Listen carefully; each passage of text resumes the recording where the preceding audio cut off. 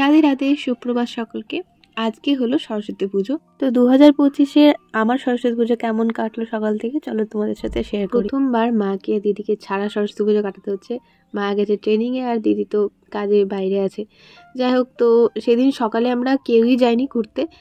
আমরা ডিসাইড করেছিলাম যে এইবার সকালে কোথাও যাবো না, প্রত্যেকের অঞ্জলি দিতে দেরি হয়ে যায়, তোমাদের বেড়াতে বেড়াতেও অনেক দেরি হয়ে যায়। তো সেই জন্য আমরা সকালে বেরাবো না, বাট হ্যাঁ রাতে বেরাবো, আর কালকে সকালেও যাবো যজান ঠাকুর দেখতে। তো সেগুলো তো দেখতেই পাবে।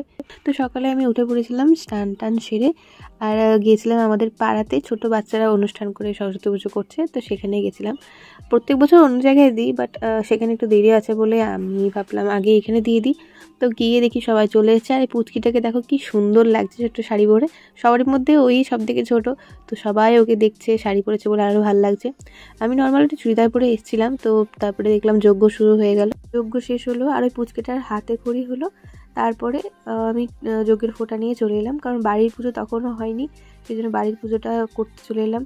তারপরে বললাম যেমন বেরোবো না, সেই জন্য মুড়ি টুড়ি খেয়ে বসলাম। আর তারপরে সন্ধ্যের দিকে উঠে মেকআপ করে বেরিয়ে পড়লাম আমরা সবাই মিলে ঠাকুর দেখতে। বাট সাম রিজন আমাদের একটু দেরি হয়ে গেল বেড়াতে, সেই জন্য আমরা কিছুই ঠাকুর দেখতে পাইনি।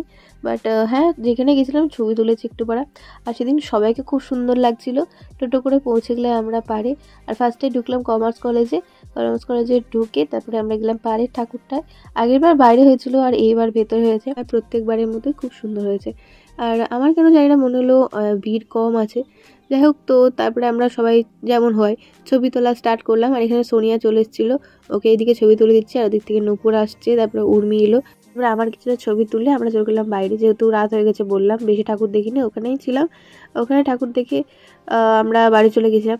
তো পাড়ের বাইরেরটা দেখো কি সুন্দর করে সাজিয়েছে টুনি দিয়ে, তো ওখানেই কিছুটা ছবি তুললাম।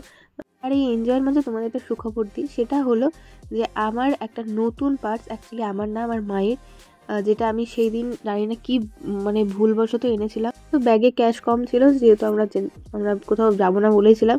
বাট উর্মের একটা কানের, আমার একটা লাইনার, তো আর নতুন ব্যাগ, আর তাও মায়ের। আমাকে পরে অনেক মিষ্টি মিষ্টি কথা শোনানো হয়েছে মায়ের কাছ থেকে।